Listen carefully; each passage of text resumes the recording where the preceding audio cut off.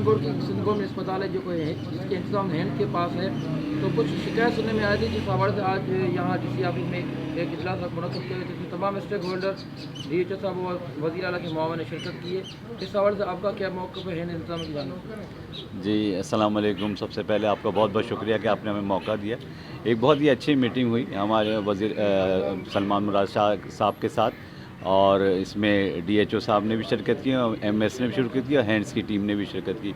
मकसद एक ही था सबका, एक कॉमन मकसद के मसलों को हल किया जाए, ताकि न सिर्फ मेमन गोड अस्पताल बल्कि हैंड्स के पास जो 34 अस्पताल हैं इस मलीर के, उन तमाम में बहुत तब्दीली आ चुकी है पिछले 5 साल में। हैंड्स के काम के बाद मज़ीद है इसको इम्प्रूव किया जाए। ख़ास तौर पे जो मसाइल हैं वो रात की ये सर्विसेज के मसाइल आते हैं और शाम की सर्विसेज के मसाइल।